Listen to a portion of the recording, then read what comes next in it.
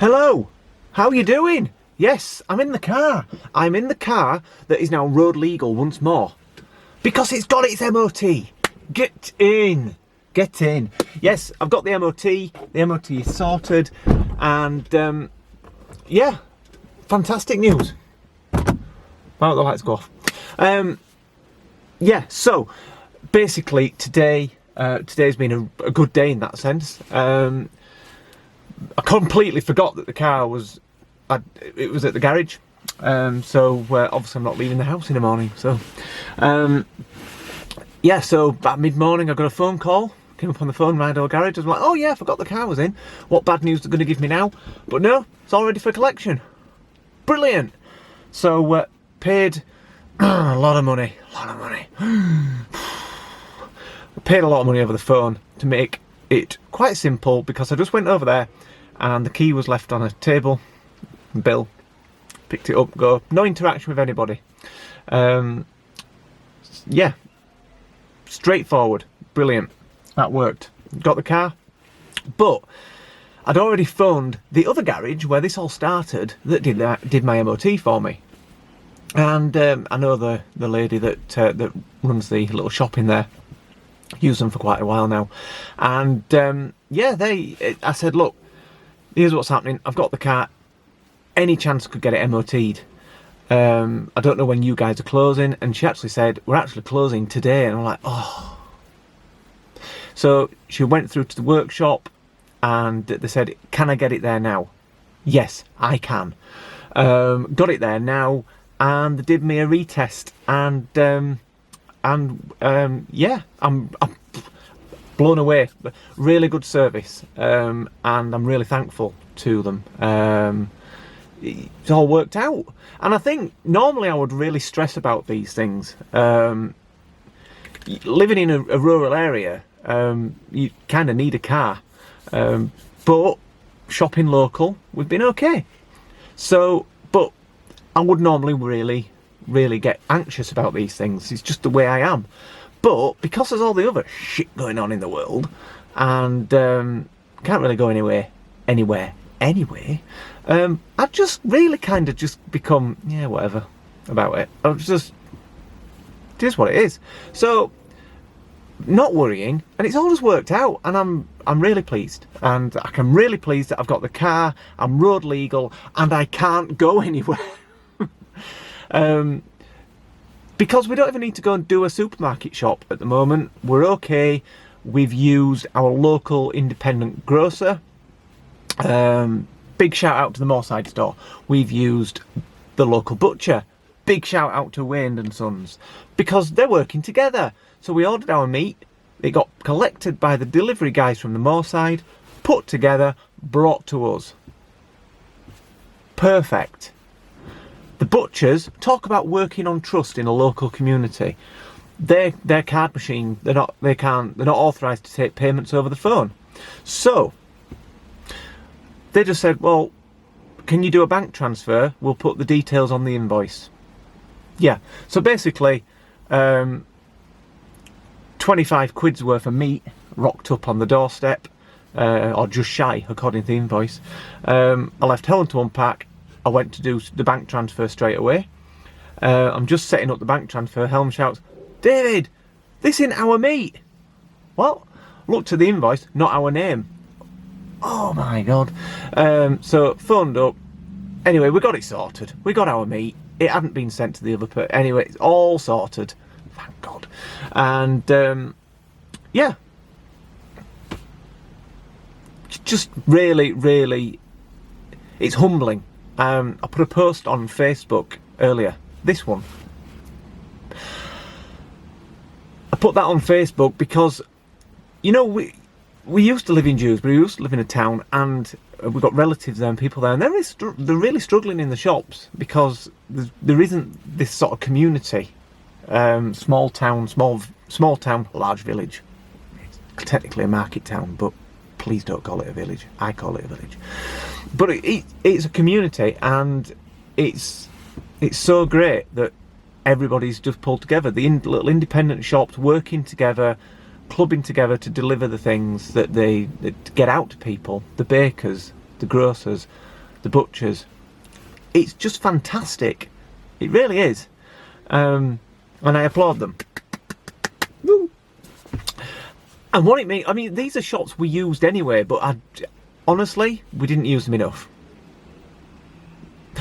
And after all this is over, we're going to continue to use them more. Because I just think, you know, people are relying on them in their hour of need. The little indie baker, she's on her own in the shop. She runs it herself. She bakes herself. She's absolutely just knee deep in orders, and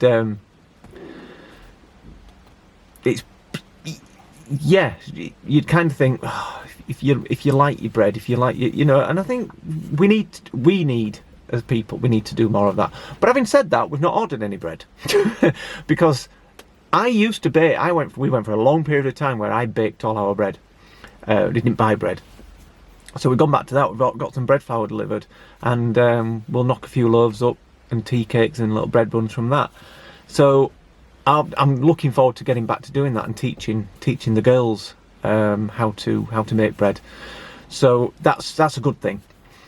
What else has happened today? Well, today was my last day working for the next 3 weeks. So that's it's bittersweet because there's a bit of worry there. That is it actually going to become a worse situation? But I'm still being paid, and I'm not going to argue. Yeah, I've got time with the girls. Can't go out and do anything, you know, but we've got time with the girls. I can run on the treadmill, so we can use our daily exercise to just take them on a bit of a bike ride around town, and spend some time together like that. I'm going to see it as a positive. I'm going to try and use that time. And on my Instagram this morning, after my run this morning, I'm realigning my running goals, because yes, I originally said when my marathon on the 26th of April got cancelled, it was Blackpool, not London, that I would run 26.2 miles on that day anyway. And I've come to the realisation that that's not a great idea, because first of all, I can't train properly right now because I'm limited to a treadmill. Second of all, to go out and run 26.2 miles on the roads and country lanes or on the tracks, it would be irresponsible, because if something happened to me, I'm pulling resource away from where it's needed right now, and I don't want to do that. I could just run laps of the town, stay really local doing it. That would drive me insane. I'm not a lapper, don't like that. So I will do my 3:29 marathon attempt at some point. It's just not going to be in April. So I've realigned my goals, and this morning, walking out to the garage, I decided I'm going to try and get a sub 20 5k. Never got close, and I don't know what I need to do yet to really achieve that. I've set myself a 4-week goal, so I've got like the next 3 weeks I'm not working anyway, so I can try and do a bit more training. So on the treadmill this morning, I cranked it up.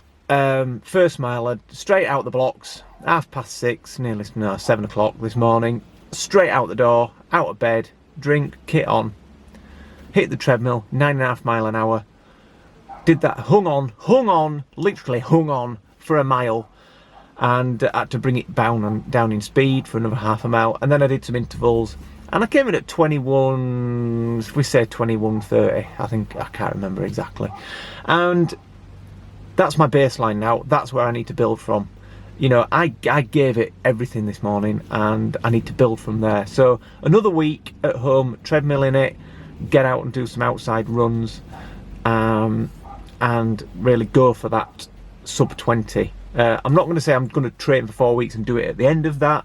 If I can achieve it before that, then brilliant. Next goal, a 40-minute 10k. I don't know, but that's my goal. That's what I'm going for. And I think setting some goals, realigning your goals at this moment in time is a really good idea. I think we should all be doing it, and we should all be using the time we've got to do something positive for ourselves as well as for other people. Self-care and all that. Right. I've got any other news? No, I don't think I have any other news. Oh, there is. Back to the shopping. BATA Country Store. So when I was doing my little trips to the garage, I noticed that the shutters were down. I thought, oh, they've closed. There's a sign out. Anyway, I spun the car around and had a look at the sign. No, they're not closed. They're open. You've just got to ring with their order. They don't want people in the store. Fully understand that. So that's where we get our dog food. Now, I thought I'll just get another bag of dog food. Yeah, got half a bag left. Get another bag. Anyway, I phoned up. I ordered a couple of bags of dog food. But then I remembered they do other things. Because it's sort of for farmers and things, they do things in large bottles. And we're running very low on washing up liquid. So I said, have you got any washing up liquid left? She said, I'll just have a look. Yeah, she says, yeah, we've got one 5 litre bottle left. Right, I'll have it. So I've now got a 5 litre bottle of fairy liquid. Yeah, teenagers, it'll last about a week. And then I went for the killer. I went for the killer question. I said, you don't happen to have any toilet roll, do you? She says, it's your lucky day. We've got some 4-packs in. We're allowed to sell 2 per customer. I said, I'll take 2. With 6 of us, I'll take 2. She did say, oh, go on, I'll give you 3. I said, no, I'll stick to the rules. We'll take 2. That is fantastic. Think about it. Everybody's hitting the big shops. Think local. Check out your local stores. There's some horror stories out there of people trying to profiteer. I know that. But for the most part, local shopkeepers are decent, honest people, and they're not going to rip you off. Apparently, the 4-packs that I've brought home, Ellen's seen them on Amazon for 30 quid a pack. Can you imagine paying 30 quid for a 4-pack of toilet roll? £7.50 a roll. That's an expensive trip to the toilet, isn't it? Bloody hell. Yeah, so it's been a good day. A good day. The sun is shining. The sky is blue. There is not a cloud in the sky. I'm sat in the car for effect because obviously today's vlog, today's update of our isolation has been very much centred on the fact that the car saga has now been brought to an end. But also to avoid interruptions like we had yesterday. And I quite like looking at the sky, to be honest. So I think that's it. Yeah, Boris Johnson and Matt Hancock have tested positive for coronavirus. I think it's sad. I wish them well. I hope they come through it. Not entirely unexpected, really. Come on, if we're honest. Some of the comments on social media I've seen on the news outlets reporting this on Facebook have been, I get it.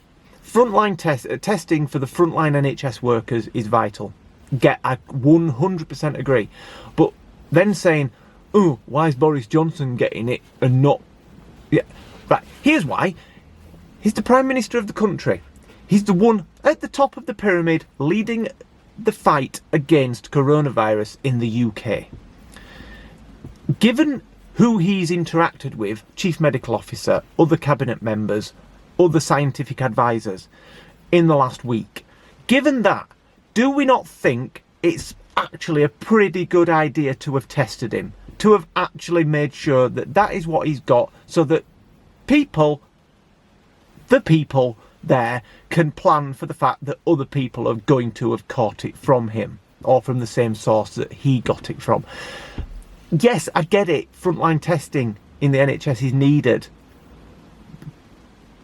But I also think it was appropriate to test the Prime Minister. Prince Charles, not so sure about. I know he's the heir to the throne and all that. But the Prime Minister is the guy, whether you like it or not, and I think he's doing a good job at the top of this, dealing with it. And I think that is where I'm going to end this before I go into a full-on dad rant. And I'm just looking at the clock and I'm approaching 15 minutes of waffling on at the camera in the car. Neighbours are going to be looking out at the curtains wondering what the hell is that dick doing. So I'm going to get off and I'll see you tomorrow. I think I've done all right. 5 days in a row. Oh, go me. Go me. Oh, woohoo. I'll see you tomorrow. Cheers. Bye.